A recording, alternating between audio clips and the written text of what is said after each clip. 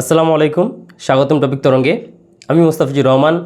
আজ আমাদের আলোচনার বিষয় হলো পীরজাদা আব্বাস সিদ্দিকীর ধর্মীয় এবং রাজনৈতিক চর্চা। সম্প্রতি আব্বাস সিদ্দিকীর একটি ভিডিও ভাইরাল হয়েছে। সেখানে আব্বাস সিদ্দিকী বলছেন, কোনো মুসলমান যদি রাজ্য সরকারকে সাপোর্ট করে তাহলে নবীর হাদিস অনুযায়ী সে কাফের কাফের কাফের, এবং কোনো মায়ের লালে যদি ক্ষমতা থাকে তাহলে তার ফতোয়া কেটে দিক, অর্থাৎ তার ফতোয়াকেও কাটতে পারবে না। এখন আব্বাস সিদ্দিকী নবীর কোন হাদিস অনুযায়ী যে মানুষ কাফের হয়ে যাবে রাজ্য সরকারকে সাপোর্ট করলে বা ভোট দিলে, সে হাদিস কিন্তু আব্বাস সিদ্দিকী বলেনি। ঘর থেকে তৈরি করে আনবে হাদিসটা হয়তো। আব্বাস সিদ্দিকীর এই ধ্বংসাত্মক বক্তব্যটা নিয়ে একটু পর্যালোচনা করা যাক। তার এই বক্তব্যের মাধ্যমে তার ঘৃণ্য উদ্দেশ্য রাজনীতির ময়দানে চরিতার্থ করতে চাইছে। তার মানে পরোক্ষভাবে কি বলতে চাইছে আব্বাস সিদ্দিকী, যে তৃণমূল কংগ্রেসকে ভোট দিলে বা তাকে সাপোর্ট করলে মুসলমানের কিন্তু ইমান নষ্ট হয়ে যাবে। তাহলে ইমান বাঁচানোর জন্য কি করতে হবে, কাকে সাপোর্ট করতে হবে? ইমান বাঁচানোর জন্য আব্বাস সিদ্দিকীর পার্টিকে সাপোর্ট করতে হবে, অর্থাৎ আইএসএফকে সাপোর্ট করতে হবে। বা ইমান বাঁচানোর জন্য আব্বাস সিদ্দিকী যাদের সঙ্গে জোট করবেন বা যাদের সঙ্গে কোয়ালিশন করবে তাদেরকে সাপোর্ট করতে হবে, অর্থাৎ সিপিএমকে সাপোর্ট করতে হবে বা কংগ্রেসকে সাপোর্ট করতে হবে বা বিজেপিকে সাপোর্ট করতে হবে। তার কারণ আব্বাস সিদ্দিকী যে কোনো মুহূর্তে বিজেপির সঙ্গেও হয়তো জোট করতে পারে। তার ঘৃণ্য উদ্দেশ্য হলো রাজনীতির ময়দানে ধর্মকে ব্যবহার করে মানুষের মগজগুলোকে ধোলাই করা, ঘৃণ্য রাজনীতি করা, ঠিক বিজেপি আরএসএসের মতো।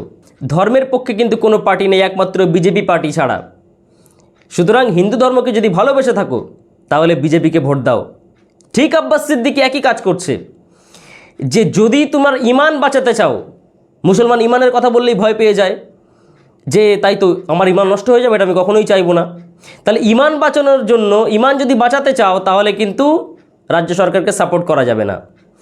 আর রাজ্য সরকারকে সাপোর্ট করা যাবে না মানে কি? আমি আব্বাস সিদ্দিকীর পার্টিকে সাপোর্ট করো। ভারতবর্ষের যে শাসন ব্যবস্থা, সেই শাসন ব্যবস্থা হচ্ছে গণতান্ত্রিক পদ্ধতিতে চলে। এই যে গণতান্ত্রিক সিস্টেম, এই গণতান্ত্রিক সিস্টেম ইসলামে নেই। এটা ইসলাম বিরোধী একটি পদ্ধতি এবং ইসলাম এটাকে সমর্থন করে না মোটেই। সুতরাং ভারতবর্ষের বুকে রাজনীতি করতে গেলে তাকে গণতান্ত্রিক সিস্টেমের অন্তর্ভুক্ত হতে হবে, গণতান্ত্রিক সিস্টেমকে সমর্থন করতে হবে এবং ভারতবর্ষের রাষ্ট্রীয় যে ব্যবস্থা, সেকুলারিজম রাষ্ট্রীয় ব্যবস্থা, এই সেকুলারিজম রাষ্ট্রীয় ব্যবস্থাকে সমর্থন করতে হবে।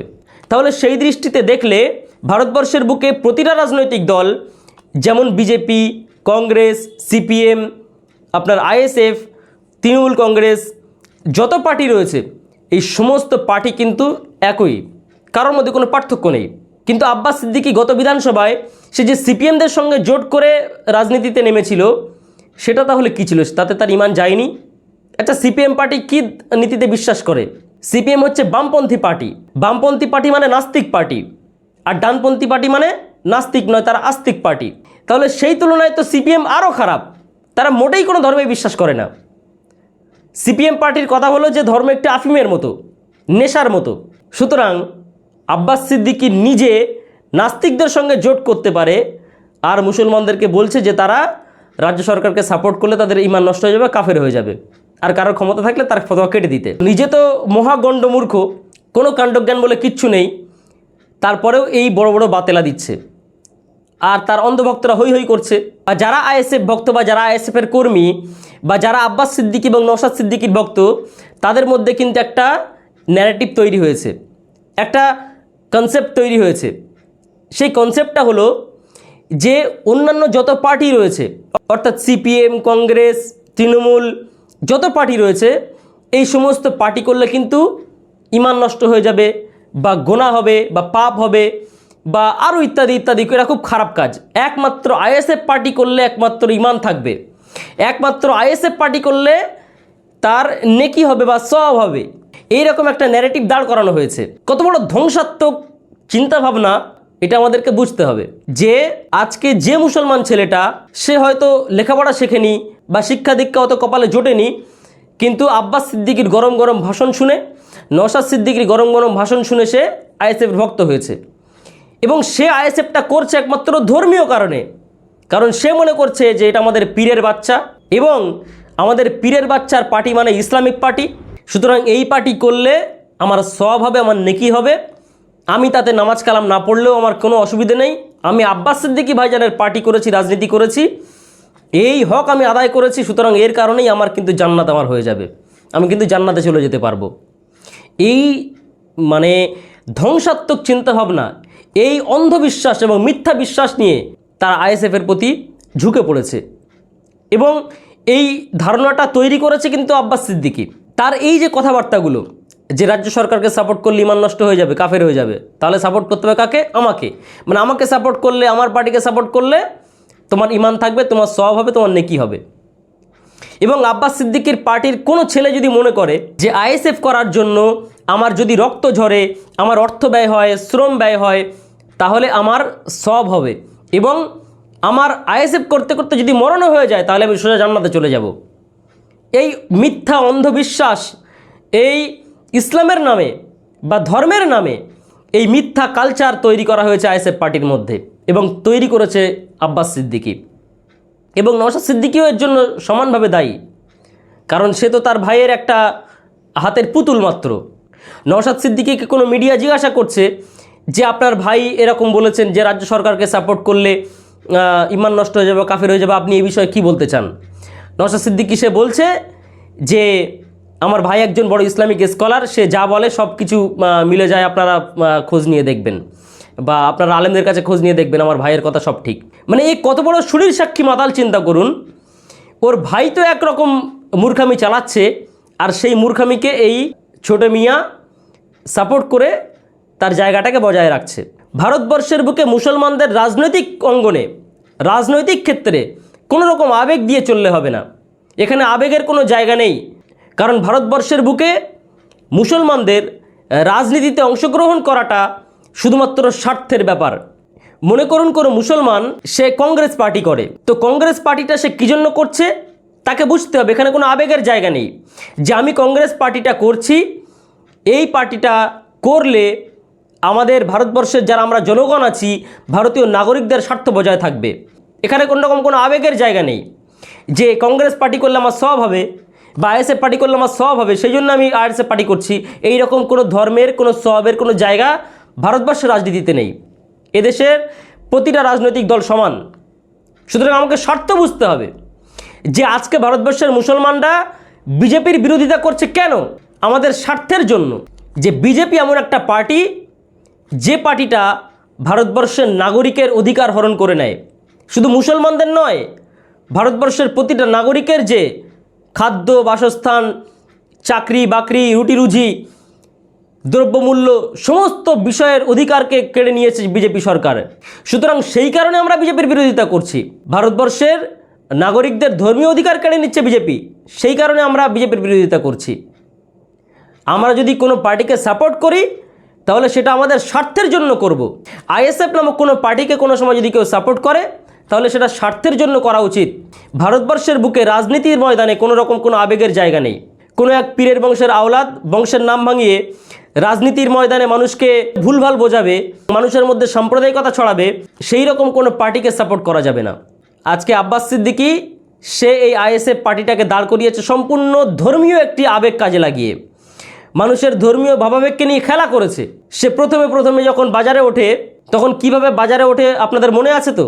প্রথম যখন সে বাজারে ওঠে তখন বিভিন্ন ফতোয়াবাজি করতে করতে বাজারে উঠেছিল। কীরকম ফতোয়াবাজি? আজ দেখা যাচ্ছে কোথাও গেল জলসা করতে, তার পাশের গ্রামে দেখা যাচ্ছে তাবলিগ জামাতের ভালো খেদমত হয়, তো তাবলিগ জামাতদের বলে এলো আপনাদের গ্রামে তাবলিগ জামাত রয়েছে নাকি? ওরা কিন্তু ওয়াহাবি, ওদেরকে যেখানে দেখবেন সেখানে মারবেন। এ আহলে হাদিসদের কোনো জায়গায় গেলে সেখানে বলতো যে আহলে হাদিসরা কিন্তু ওয়াহাবি, ওদেরকে দেখলে মারবেন, ওরা এই সমাজের শত্রু, দেশের শত্রু। আর তার প্রথম থেকেই এই স্বভাবটা আছে, ঠিক বিজেপির মতো। বিজেপিতে যে কালচারটা চলে, আব্বাস সিদ্দিকীও সেই কালচারটা বজায় রেখেছে। কি কালচার?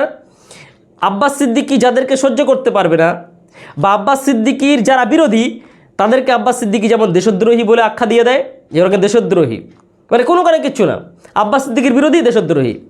ঠিক বিজেপিতে এই কালচারটা রয়েছে। যারা নরেন্দ্র মোদীর বিরোধিতা করে তারা কোনো কারণে কিচ্ছু না, তারা দেশদ্রোহী।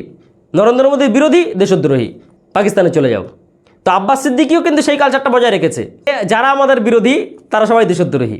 তার এইরকম বক্তব্য প্রচুর পাওয়া যাবে। এবং নতুন নতুন ফিতনা সে জন্ম দিয়েছে। একবার ফিতনা জন্ম দিল, বলল যে আমার উপরে দরুদ না পড়লে বিশ্বের মুসলমানের নামাজ হবে না, একটা ফিতনা জন্ম দিয়ে দিল। আবার একটা ফিতনা জন্ম দিল যে আমি কিন্তু নূরের তৈরি, আপনারা মাটির তৈরি, আমি কিন্তু নূরের তৈরি। ফিতনা জন্ম দিল। এইরকমভাবে সে ফিতনা জন্ম দিয়ে দিয়ে বাজারে উঠেছে। তারপরে তার শুরু হলো কাফের ফতোয়া। মানে কাকে না কাফের ফতোয়া দেওয়া যায়, দুনিয়ার সবাইকে কাফের ফতোয়া দেওয়া হয়ে গেছে তার। প্রথমে তো মুফতি আব্দুল কাইয়ুম সাহেব হুজুর, মুফতি আব্দুল মাতিন সাহেব, তারপরে হাফেজ শামসুর রহমান রহমতুল্লাহ আলাইহি, এনাদের সবাইকে কাফের বলতে বলতে বাজারে উঠলো। বসিরহাটের মাওলানা মুসা কালিম সাহেবের নামে একবার বলল, মানে ওইদিকে কোথায় জলসা করতে এসে বললো মুসা কালিম না কী নাম আপনাদের এখানে, ওকে যেখানে পারবে সেখানে মারবে, মানে যেখানে দেখবে সেখানে মারবে। ওর বাপ তো সোর ছিল, সোর না হলে এরকম ছেলে পয়দা করতে পারে? মানে গালাগালির কোনো লিমিট নেই। আব্বাসের গালাগালির সঙ্গে আপনারা কেউ পারবেন না। মানে এমন একজন ব্যক্তির নামে গালাগালি করছে যিনি একজন ভালো আলেম ছিলেন, বসিরহাট আমিনিয়া মাদ্রাসার শিক্ষক ছিলেন। ওর দাদা ছোট হুজুর রহমতুল্লাহ আলাইহি সেই আলেমকে দাওয়াত করেছেন তার বাড়িতে, তার নামে বলছে যে ওর বাপ সোর ছিল। তো এইরকম সে মিথ্যা, কুৎসা, গালিগালাজ, মানে ফেরকাবাজি, মানুষকে কাফের ফতোয়া, এই করতে করতে সে বাজারে উঠেছে। বাজারে উঠে যখন রাজনীতির ময়দানে যখন আসলো, তখন ওই ফেরকাবাজি, তারপরে ভণ্ডামি, এই ফতোয়াবাজি, মিথ্যাচার, এই সব বন্ধ করে দিল। বন্ধ করে দিয়ে না সবাই আমার ভাই, আমি সবার অধিকারের জন্য কথা বলবো। আর কথা বললে দলিত আদিবাসী দিয়ে কথা দলিত আদিবাসী তো জীবনে চোখে দেখেনি মনে হয়, ও কোনোদিন কোনো দলিত আদিবাসীর কাছে যায়নি। দলিত আদিবাসীর অধিকার কি সেটাও কোনোদিন মনে হয় জানে না। তো বলতে হয় মানে ব্রেন ওয়াশ করার জন্য, একটা ইস্যু তো লাগবে, কি বলা যায়, তো ওই কথা শিখে রেখেছে।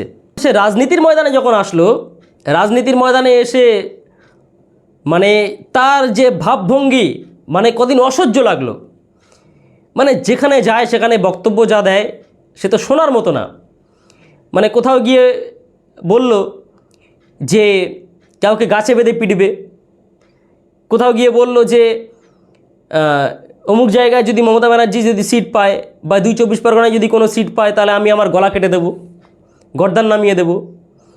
বা আমি কোথাও গিয়ে বলল যে যদি এখানে আমি জিততে না পারি, বা মমতা যদি এখানে জিততে পারে, তাহলে আমি এখান থেকে এই দেশ ছেড়ে চলে যাব, ভারতবর্ষ ছেড়ে আমি চলে যাব। এই সমস্ত মিথ্যা কথা একের পর এক যেখানে গিয়েছে সেখানে গিয়ে বলেছে। তার মিথ্যাচারের কোনো শেষ নেই, আর গালিগালাজের কোনো শেষ নেই। তারপরে ভাঙড়ে গিয়ে বলল যে আমি আব্বাস সিদ্দিকী কথা দিচ্ছি, ভাঙড়ে যদি আমি হেরেও যাই তারপরেও ভাঙড়ে হসপিটাল করে দেব। আজকে তার সে প্রতিশ্রুতি কোথায়? এত বড় বড় মিথ্যাচার করেছে সে, তারপরেও তার ভক্তদের চোখ খুলে না। বড় আফসোসের বিষয় এটা। আজকে ভাঙড়ে সে জিতে গেল তার পার্টি, এবং তার কথা দেওয়া যে হসপিটাল, সেই হসপিটালের কোনো হদিশ নেই। মনে হয় হেরে গেলে মনে হয় হসপিটালটা করে দিত।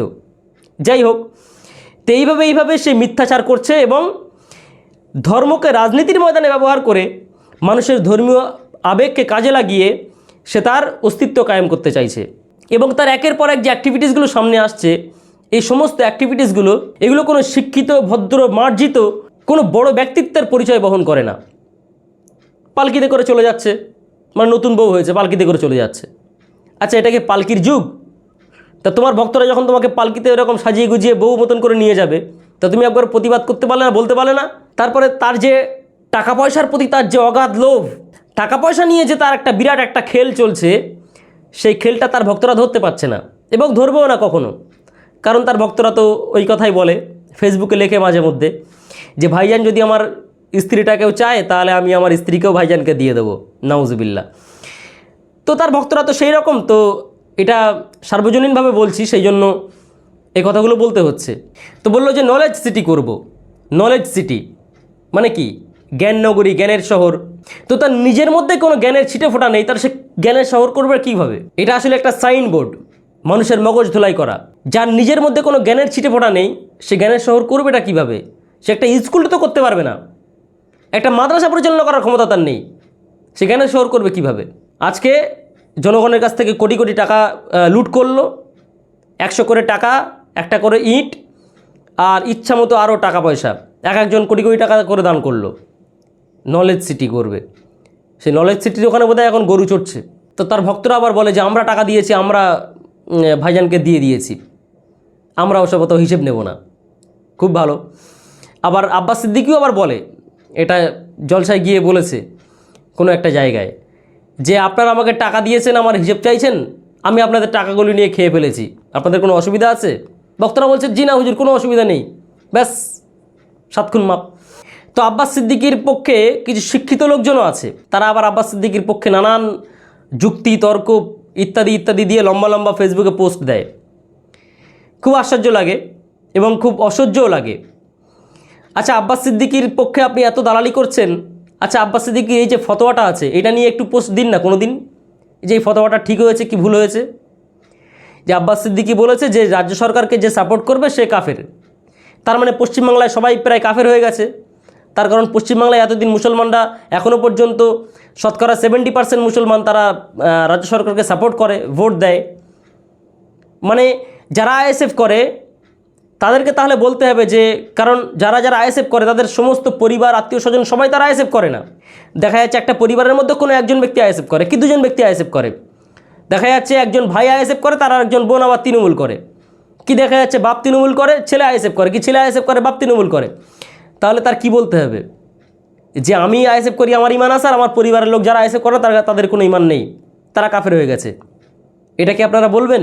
তো এইটা নিয়ে তো একবার কোনো পোস্ট দিচ্ছেন না আব্বাস সিদ্দিকীর। আব্বাস সিদ্দিকী অন্ধভক্তি কীভাবে তৈরি করছে দেখুন। বলছে যে আমি যদি আপনাদের বলি যে আপনারা বিজেপিতে ভোট দিন তাহলে আপনারা দেবেন তো। ভক্তরা বলছে জি হুজুর, হ্যাঁ দেবো, আপনি যা বলবেন তাই করব। ভক্তও যেমন পেয়েছেন, মানে হুজুরে যেমন ভক্তও তেমন। আল্লাহ পাক এদেরকে হেদায়েত দান করুন, আল্লাহুম্মা আমিন। তো এই ভক্তরা যেমন মূর্খ এবং আব্বাস তত চালাক। আব্বাস এদের তৈরি করছে অন্ধভক্ত, যে আমি এদেরকে যেভাবে চালাবো সেভাবে এরা চলবে, কোনোদিন কোনো প্রশ্ন করবে না। এটাই হচ্ছে সবচেয়ে বড় জাহেলিয়াত। এই জাহেলিয়াতকে ভাঙার জন্য রাসূলুল্লাহ দুনিয়াতে এসেছিলেন।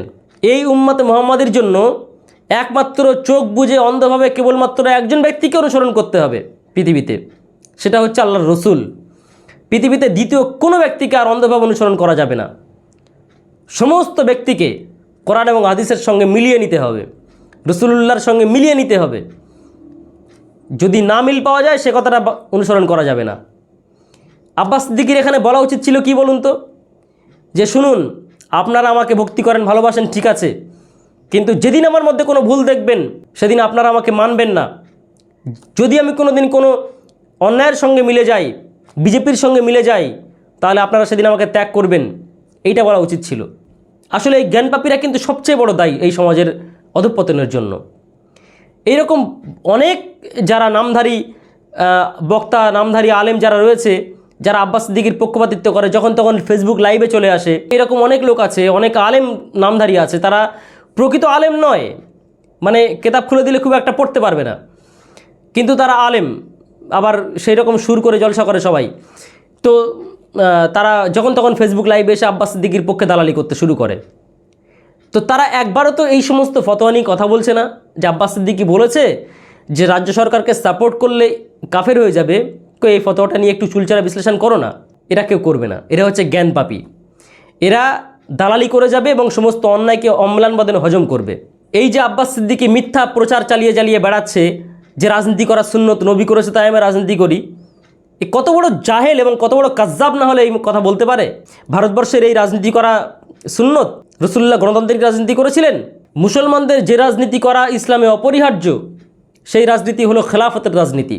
বিজেপির ভক্তরা যেমন আবেগ দিয়ে রাজনীতি করে, কোনো রকম কোনো স্বার্থ কোনো কিছু বোঝে না, শুধু একটাই জিনিস বোঝে যে পার্টি হচ্ছে বিজেপি, হিন্দুদের পার্টি, মোদির পার্টি, আমাদের মন্দির করে দিয়েছে রাম মন্দির, এই পার্টি করবো না তো কোন পার্টি করব, মানে এইটা ছাড়া কিচ্ছু বোঝে না তারা। আর ঠিক আব্বাস সিদ্দিকীর ভক্তরা কিন্তু এটাই বোঝে যে আমাদের পীরের বংশের আওলাদ, তার পার্টি করবো না তো কোন পার্টি করব, বুঝেছেন? তো স্বার্থ না বুঝেই রাজনীতি করা, এটাই হচ্ছে বিজেপির পদ্ধতি। ঠিক আব্বাস সিদ্দিকী যে পদ্ধতি চালু করেছে, স্বার্থ সুবিধা বুঝে রাজনীতি করতে হবে।